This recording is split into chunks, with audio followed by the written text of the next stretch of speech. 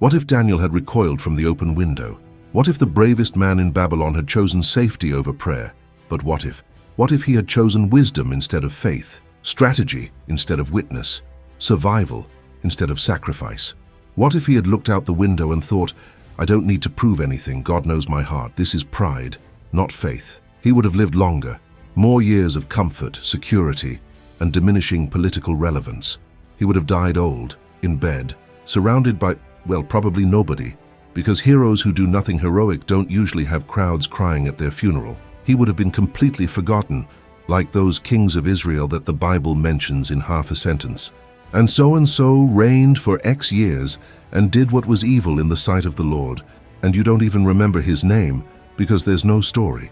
Welcome to another episode of The Story Would Be Different If, the channel where we take biblical stories, you know by heart, throw in a what-if scenario, and watch chaos unfold like an unwanted guest that never leaves.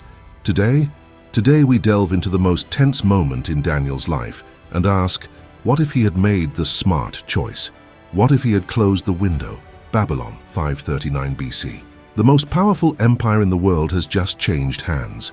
Darius the Mede now rules with an iron fist and an impeccable bureaucracy, 120 satraps controlling provinces, 3 presidents overseeing everything, and Daniel is at the top of the pyramid, about to become the most powerful man in the empire, second only to the king himself, not by luck, not by favoritism, by pure and simple competence.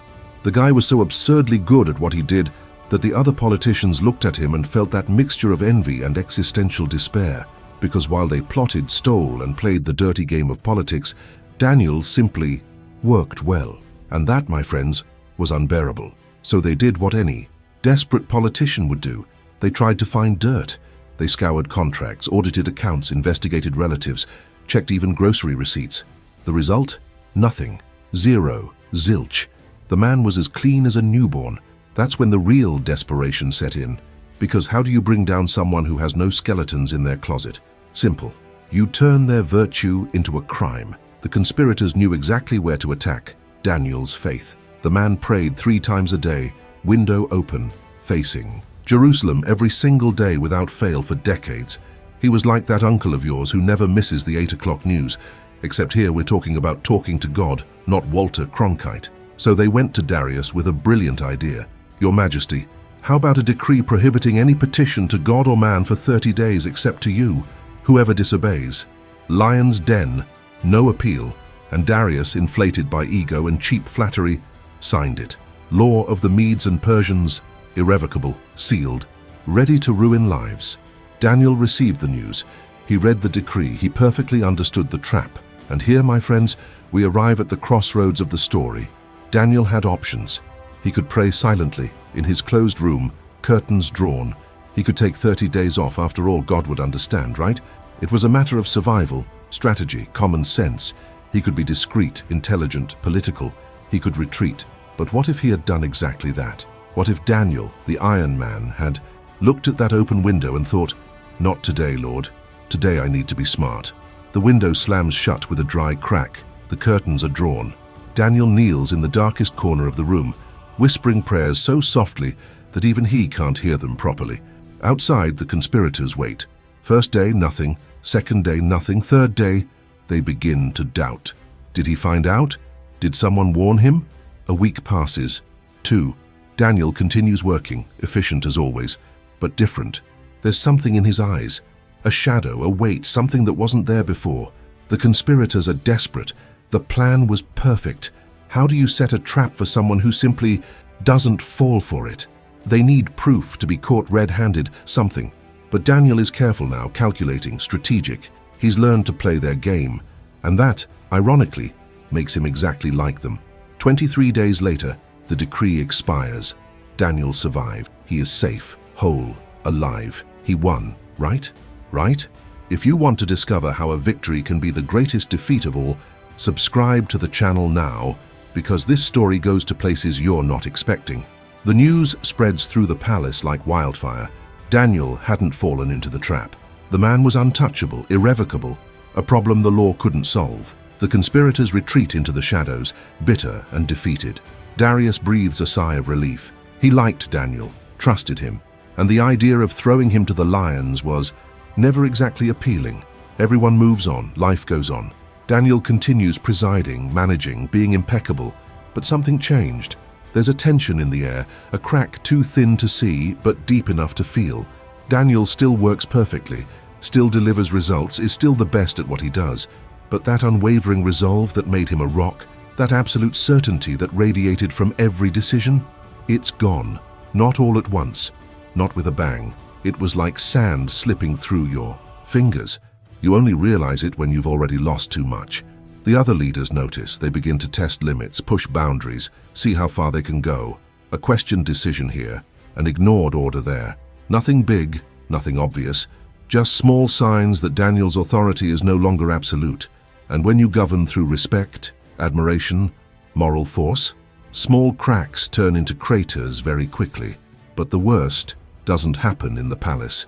The worst happens far from Darius's eyes, in the clandestine synagogues in the homes of the exiles, in the basements where the Jews gathered to remember Jerusalem and dream of the impossible return. Daniel was their symbol, the man who reached the top without bowing down, who served pagan kings without losing his soul, who showed that it was possible to be faithful and successful at the same time. He was living proof that God had not abandoned Israel, until he closed the window. The news arrives slowly, in whispers, in exchanged glances, in half sentences. Did you hear? Daniel. First comes confusion, then disappointment, then something worse, understanding. Because if Daniel had to retreat, then maybe that's what's done. Maybe faith has limits. Maybe survival is more important than principles. Maybe God understands. Maybe. A young man named Azarias. You don't know him. He's not named in the story. Just another exile trying to survive. Was about to do something dangerous. He had an idol at work, a ridiculous statue that everyone had to revere. He had decided he wasn't going to bow down. He would lose his job, maybe his life, but he wasn't going to betray God for a clay statue. Then he heard about Daniel, and he thought, if even he backed down, who am I not to back down? He bowed down. He survived, and he died a little inside. Multiply that by hundreds, by thousands. Every Jew who had Daniel as a guiding light, as an example, as proof that it was possible. Each one recalibrating what fidelity means. Each one finding justifications. Each one learning that courage has an expiration date, and that even giants have knees that bend. Daniel knows. Of course he knows. He sees it in people's eyes when they pass him on the street. That respect mixed with something new, something that hurts. Silent disappointment. Nobody says anything. Nobody needs to. He saved his own life and lost something infinitely greater, the weight of his own word. And at night, when he's alone in his dark room with the window closed, he prays. But the words come out differently now, laden with a guilt he can't name. Because technically he didn't do anything wrong, right? He survived. It was strategic. God understands. He has to understand. But then why does it seem like there's a growing distance between him and heaven? Why do his prayers seem to hit the ceiling and fall back down? 6 months later, another decree, another king, other conspirators, another trap. But this time it's not against Daniel. It's against a group of young Jewish men who refuse to participate in a pagan ritual. The punishment? A fiery furnace. They could back down, they could pretend, they could be clever, but they aren't. They go straight into the furnace with their heads held high and a phrase on their lips. Our God can deliver us. But even if he doesn't, we will not bow down. Daniel watches from afar, and something breaks inside him, because he recognizes that courage, that holy madness, that absolute refusal to compromise with his own soul. He knew it. He was it. Until the day he closed the window. The young people survive. A miracle of miracles. They emerge unscathed, not a trace of smoke. And the entire kingdom talks about it for months. About the fools who trusted until the end and saw God appear. About faith that doesn't waver. About courage that doesn't calculate. And Daniel? Daniel is forgotten. He's not hated. He's not reviled. Just forgotten. He became just another competent politician in a sea of competent politicians. Useful, efficient, irrelevant. The flame that made him special. It went out the day he chose security over witnessing. If you're feeling the weight of this, leave a like, because we haven't hit rock bottom yet, and you don't want to miss what's coming next. 10 years pass. A whole decade of Daniel living in the shadow of the man he could have been. He still works at the palace. He's still respected in a bureaucratic, functional sense, like respecting the IT guy who knows how to fix the computer, but nobody invites to happy hour. But the magic is gone. That presence that made kings pause to listen to him, gone. He's become luxury furniture, expensive, useful, but furniture nonetheless. And the worst part is that Babylon has changed. The story that should have happened, the one where Daniel survives the lions and the entire kingdom bows down to the God of Israel, didn't. Without the miracle, without the impossible testimony, without the story that would have made Persian scribes write with trembling hands, we saw something that shouldn't be possible. Darius continues to worship his gods, the empire remains an empire, and the God of Israel. He remains the God of that strange people who lost everything and were exiled, a God of the defeated. The conspirators who set the trap, oh, they got away with it, thanks for asking. After all, the plan didn't work, but it didn't cost them anything either. Daniel didn't fall, but he didn't do anything to expose them either. They continue plotting, climbing, playing the dirty game of politics. One of them, Marduk Bel, a made-up name but extremely plausible, even becomes prime minister years later. And every time he crosses paths with Daniel in the hallway, there's a tiny smile on his lips. It's not malice, it's recognition. You could have been a legend. You chose to be a colleague. Good choice, champ. But the real destruction isn't in the palace. It's in the Jewish community. Without Daniel as a beacon, without that unwavering example, faith became something negotiable. Each generation a little more adapted, a little more realistic, a little more willing to make concessions. It's just a bow. It's just incense. It's just this once. Until just this once becomes, it's always been like this, and nobody remembers what it was like before. There's a boy, the grandson of one of Daniel's friends, who grows up hearing stories about the Jerusalem he will never see, about a destroyed temple, about a broken covenant, about a God who promised eternity but delivered exile. He asks his grandfather, but didn't God promise to protect those who are faithful? And the grandfather, with the weariness of someone who has carried hope for too long, replies, he did, son. But sometimes faithfulness isn't enough. Sometimes you need to be clever too. The boy notes this mentally. He learns the lesson. He passes it on to his children. And Jerusalem? Ah, Jerusalem. In the original timeline, Cyrus the Great releases the Jews to return, rebuild the temple, and reclaim their identity. A triumphant return fueled by stories of God making the impossible possible. But in this timeline, Cyrus looks at the Jewish community and sees a perfectly assimilated, comfortable, and integrated people. Why spend resources sending them back? Why rebuild a temple for a God who, let's face it, didn't seem very powerful when he allowed his people to be crushed? Jerusalem remains in ruins. The temple remains destroyed. The promise remains postponed. Daniel sees it all unfolding in slow motion. Every decision not made, every miracle that doesn't happen, every generation that forgets a little more. And he understands, with brutal clarity, that he didn't just back down to save his own skin. He backed down and took an entire nation with him. There are nights when he wakes up sweating, dreaming of that open window, of the sound of prayer echoing through the city, of lions that never arrived, of a miracle that never happened because it was never necessary. He played it safe, he won, and he lost everything that mattered. One afternoon, already old, Daniel is walking through the market when he hears a mother scolding her son. Stop whining. Do you want to end up like Daniel, stubborn, obstinate, throwing everything away because of pride? He stops. He turns. He's going to say something. But what? How do you explain that the Daniel she knows isn't the Daniel he should have been? How do you tell him that the security he chose was the greatest insecurity of all? He says nothing. He just keeps walking. Another ghost in a city full of them. And the ultimate irony, the utterly brutal cosmic timing. Years later, when Daniel finally dies, old, forgotten, irrelevant, they bury him with honors. Beautiful speeches. Wise man, faithful servant, strategic survivor, all diplomatic lies. No one mentions lions, because there are no lions to mention. There is no miracle. There is no story. Only a man who had the chance to become a legend chose to become a footnote. If this story is hitting you in a painful place deep down, share it now, because sometimes people need to know that too much security is the greatest risk of all. But the story doesn't end with Daniel. It never really does.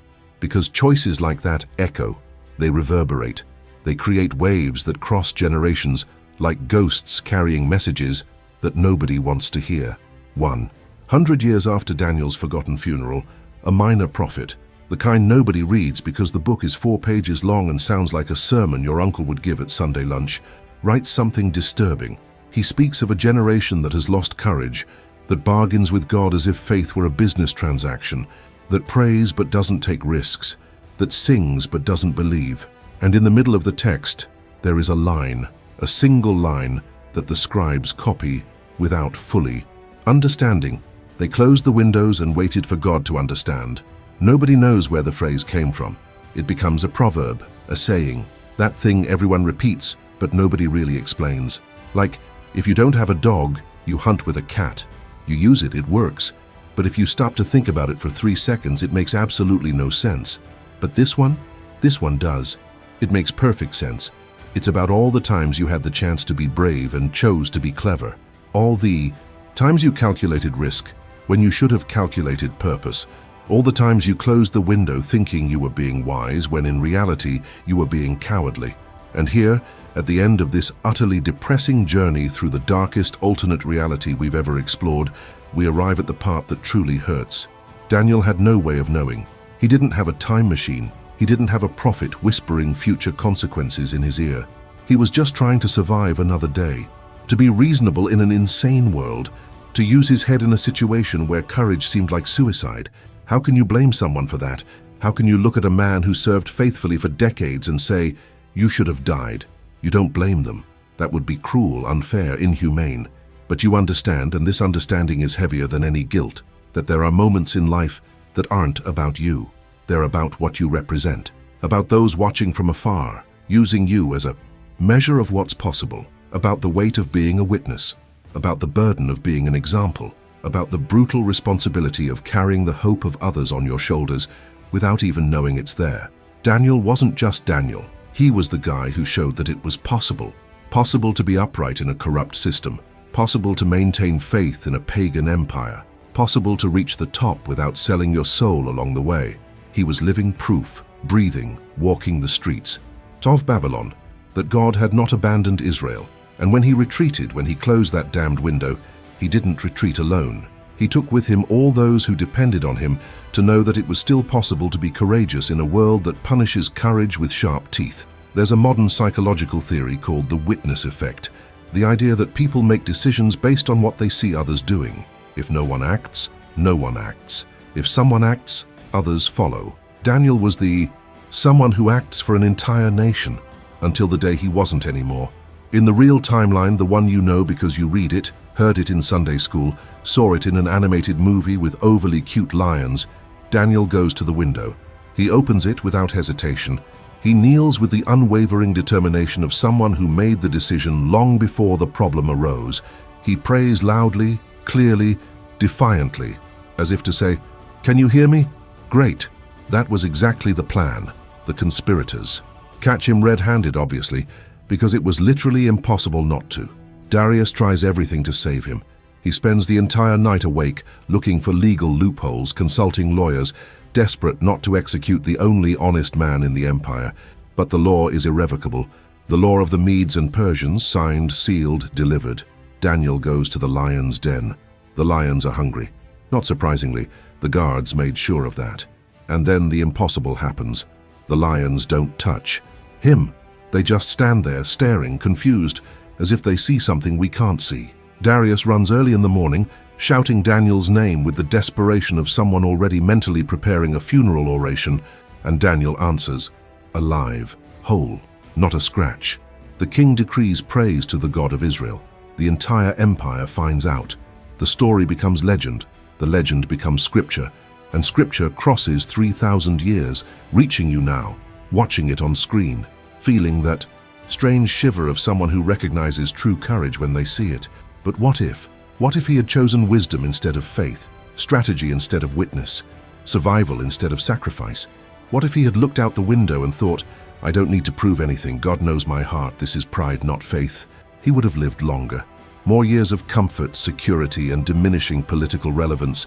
He would have died old, in bed, surrounded by, well, Probably nobody, because heroes who do nothing heroic don't usually have crowds crying at their funeral.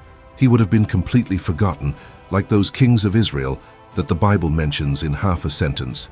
And so reigned for X years and did what was evil in the sight of the Lord, and you don't even remember his name because there's no story, and the world would be a different place, a little darker, a little more cynical, a little more convinced that courage is for lunatics, for irresponsible people, for people who don't know how to play the game, a place where the clever always win and the brave always die, so it's better to be clever, right? But that's not what happened. Daniel opened the window. He literally risked everything, career, life, legacy, everything. And he left us a story that, 3,000 years later, with the internet, artificial intelligence, flying cars, just kidding, not yet, still makes people stop in the middle of endless scrolling and think, wow, would I have that courage? Would I open the window? And the honest answer, the answer that hurts but is true, most of us don't know, because it's too easy to be brave in theory, safe behind the screen, commenting on heroes from 3 millennia ago who can no longer disappoint anyone. The real test comes when it's you in the room, you and the window, you and the choice, you and the real consequences with real teeth that can truly destroy you. That's when you discover who you are. That's when the mask falls. That's when you can't pretend anymore. Daniel found out. He opened the window and became immortal. The question that lingers long after this video ends is, when your time comes, when it's your window of opportunity, your open or close moment, what will you do?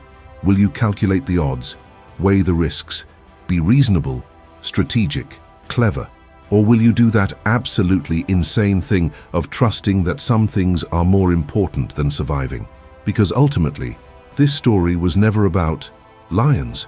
It was about windows, about all the times life offers you the choice of being safe or being a witness, and about how the choice you make in that moment defines not only who you are, but who other people will have the courage to be because of you.